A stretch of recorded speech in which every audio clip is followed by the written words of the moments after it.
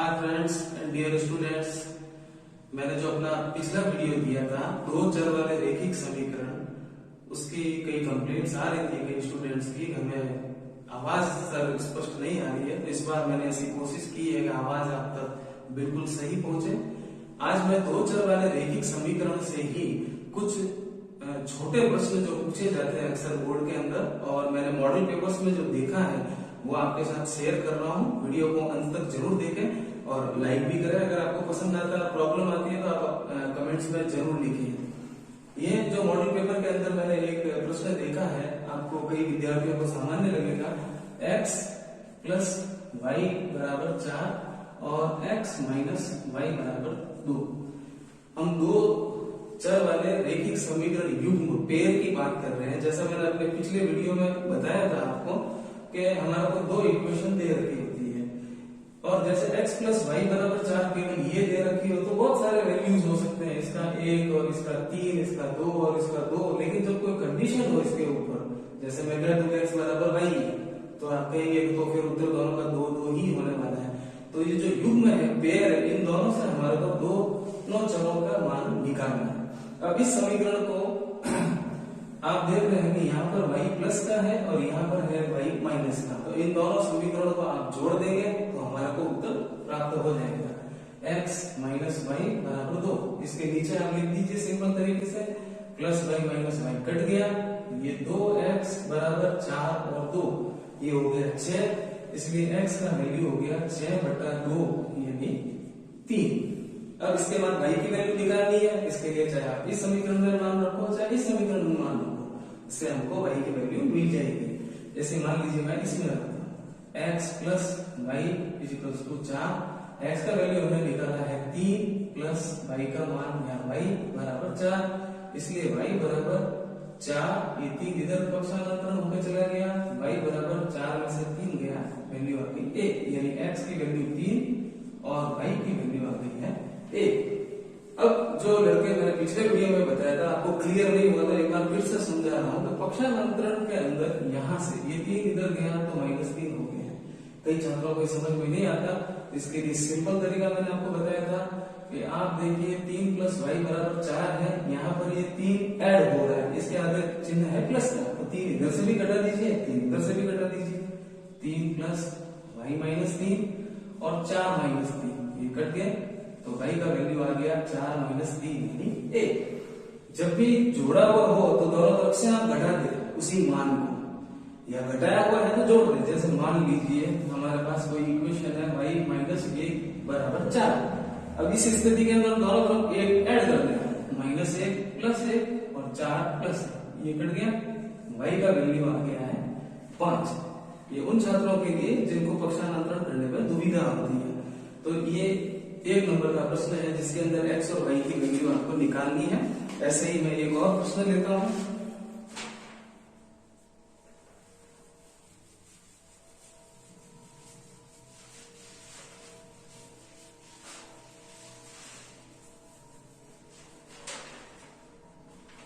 दो x plus Y बराबर 6 और 2x माइनस वाई बराबर 2।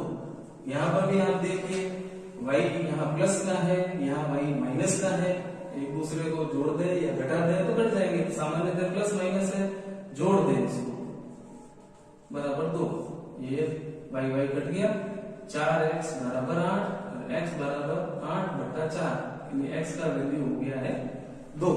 अब इस 2 को आप चाहे इस इक्वेशन में रखो चाहे इस इक्वेशन में, मान लीजिए इसमें रख रहे हैं 2x माइनस वाई बराबर 2, यहाँ x की वैल्यू 2 है तो 2 इंटू 2 माइनस वाई बराबर 2, 2 दूनी 4 माइनस वाई बराबर 2। अब जैसा मैंने बताया था 4 माइनस वाई बराबर 2 है, यहाँ से भी 4 घटा सकते हैं, उधर से भी घटा सकते हैं, या फिर इस 2 का पक्षांतरण इधर कर सकते हैं, y को उधर ले जा सकते हैं। 4 माइनस 2 और y इधर से इधर आ गया तो प्लस का हो गया, 4 में से 2 हो गया 2, तो y की वैल्यू कितनी आ गई है 2। यहाँ x की वैल्यू भी 2 है और y की वैल्यू भी 2 है। तो इस तरह के प्रश्न होते हैं। एक और प्रश्न लेते हैं अपन। यहाँ पर 3x प्लस 4y बराबर 10 और दूसरा इक्वेशन है 2x माइनस 2y बराबर 2। ये इक्वेशन हमारे को दे रखी है। अब इन दोनों इक्वेशनों को हल करके x और y की वैल्यू निकालनी है। अब आप यहाँ पर देखिए, यहाँ पर ये 3x है जबकि ये 2x है, दोनों ये सिमिलर नहीं है। यहाँ पर ये प्लस का 4y है, यहाँ पर ये माइनस का 2y है। तो इन समीकरणों को पहले बराबर करेंगे, खासतौर से गुणांकों को बराबर करना होता है। तो गुणांकों को बराबर करने के लिए देखिए, यहाँ पर ये 4y है और इस 2y को अगर अपन 2 से गुणा करें तो ये भी हो जाएगा 4y। इसका आप नाम दे दीजिए समीकरण नंबर 1 और समीकरण नंबर 2। इसको मैंने 2 को 2 से गुणा कर दिया तो ये हो गया 4x माइनस 4y बराबर 4। कई छात्र क्या करते हैं, गुणा करते हैं, केवल इस 2x से ही कर दिया या केवल इससे ही कर दिया। ये ध्यान रखें, सभी से गुणा करना है आपको। और आप सभी के अंदर भाग भी कर सकते हैं। आप चाहे तो इस 2 का सब में भाग कर देंगे तो ये x माइनस वाई बराबर 1 भी लिख सकते हैं।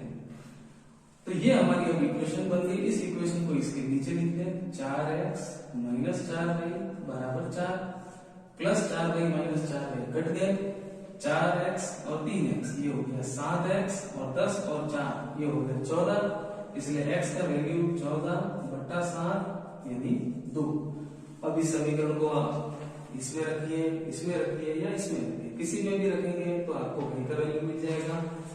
मैं इसमें रखता हूं, 2x माइनस 2y बराबर 2 इंटू एक्स का वैल्यू 2 माइनस 2y बराबर 2, 4 माइनस 2y बराबर 2, 4 इस 2 को मैं इधर लाया माइनस 2, ये हो गया प्लस का 2y, 4 में से 2 गया 2 बराबर 2y, इसलिए y बराबर 2/2 यानी y की वैल्यू आ गई है 1।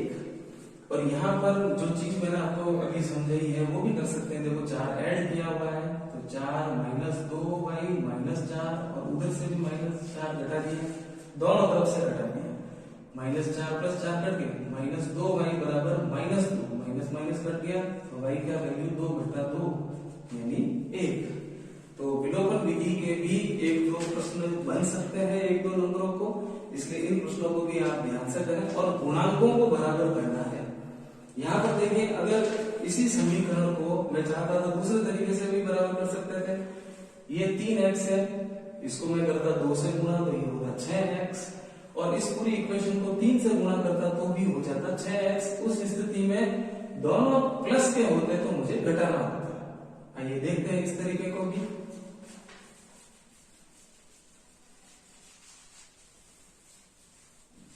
इसी समीकरण को ले रहे हैं अपन,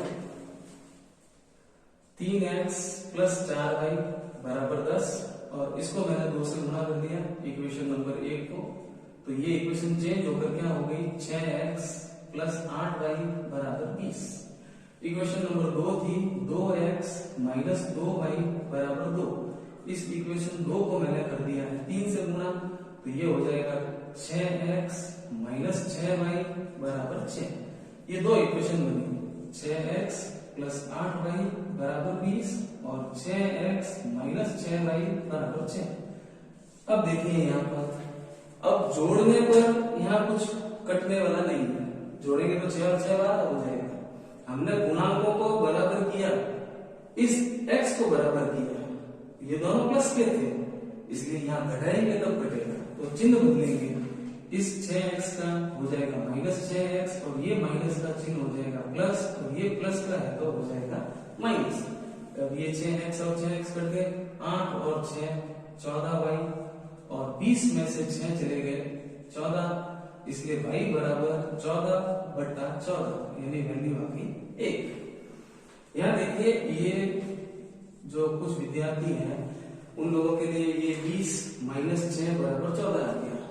कई बार गलती करते माइनस 14 कर दिया।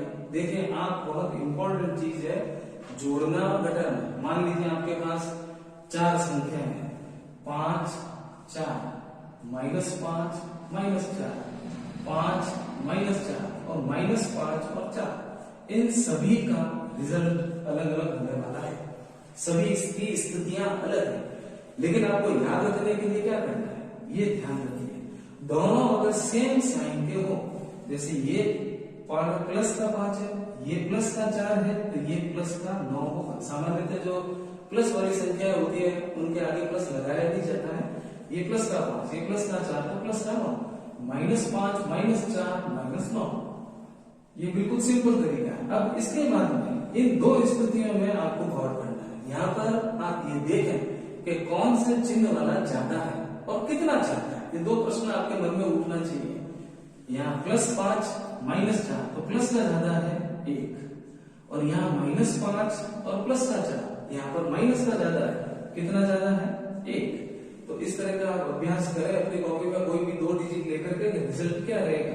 तो यहाँ पर 14 प्लस का 20 प्लस का था और 6 माइनस का, इसलिए यहाँ पर प्लस के 14 बचे हैं। आने वाले और प्रश्नों के अंदर अलग अलग प्रकार के बचेंगे, तो उनकी आप प्रैक्टिस कीजिए। बुक के अंदर काफी सारे प्रश्न हैं। चलिए अब इसके बाद हम दूसरे कुछ प्रश्नों को लेते हैं, छोटे प्रश्नों को, जिसकी चर्चा मैंने अपने पिछले वीडियो के अंदर की थी।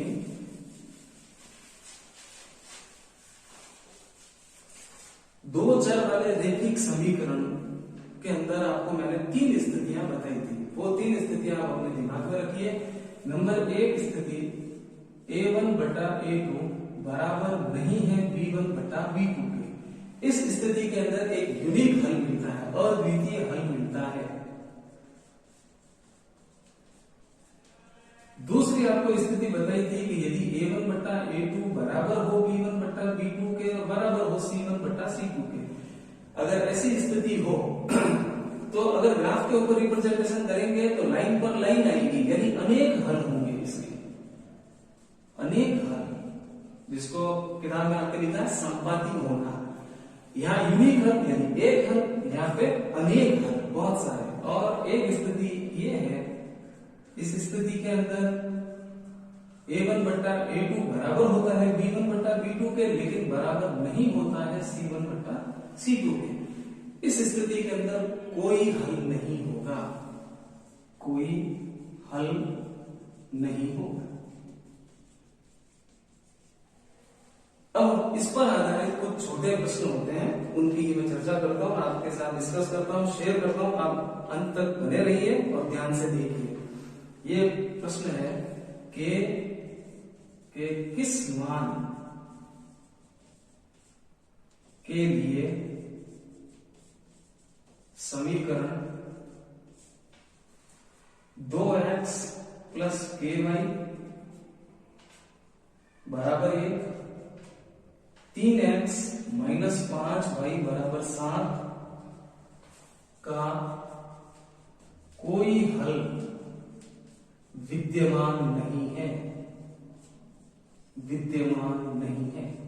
देखिए इस प्रकार का प्रश्न पूछा जाता है और जैसे ही पूछा जाता है इसके अंदर कोई हल विद्यमान नहीं, आपको ये कंडीशन देखनी है।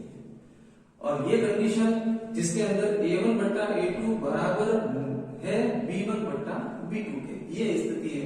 और पिछले वीडियो में मैंने आपको बताया था, इसकी आप तुलना करेंगे किससे, ax plus by plus c, a1x plus b1y plus c1 बराबर 0 से। इस इक्वेशन का आप कंपेयर करेंगे और उसका करेंगे a2x plus b2y plus c2, a2x plus b2y plus c2 बराबर 0। इससे इसकी तुलना कीजिए। तुलना करने पर आप देखो a1 का गुणांक x का गुणांक, यहाँ पर a1 का वैल्यू आ गया 2, b1 y आप हटा दें तो b1 का वैल्यू आ गया है k। ठीक है, c1 के ऊपर जाने की जरूरत नहीं है, हमारा को ये 2 वैल्यू है, ये काफी है। इसके बाद देखिए आप a2 की वैल्यू यहाँ पर है 3, x आप हटा दीजिए, a2 की वैल्यू आ गई है 3। और b2 y आप हटा दीजिए, क्या आ गया -5। अब ये चीज लिख दीजिए, a1 बटा a2 बराबर b1 बटा b2।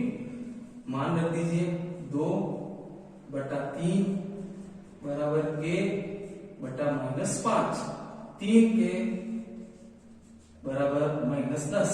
क्रॉस मल्टीप्लाई किया है मैंने हिंदी में वज्र गुणक विधि, इसलिए k बराबर -10 बटा 3। ये हमारा उत्तर हो गया। जिन गणों का प्रैक्टिस हो जाता है वो सीधा लिख दीजिए, ये यहाँ पर सिंपल 2/3 बराबर k/-5। ये चिन्ह का ध्यान रखिए यहाँ, k/-5 ये डायरेक्ट चीज भी आ सकती है, आपको ये कंपेयर करने के अंदर समय खराब करने की आवश्यकता नहीं है। जैसा प्रश्न पूछा जाता है उसके अनुसार ही आपको उसको हल करना है। तो ये आप नोट कर लीजिए प्रश्न को। इसके बाद एक और छोटा प्रश्न हम देखते हैं।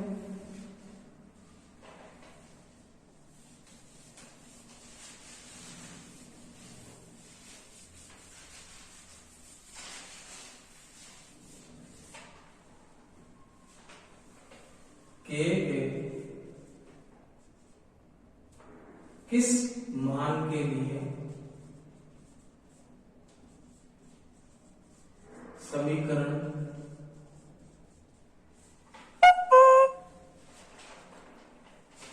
x प्लस y माइनस 4 बराबर 0 तथा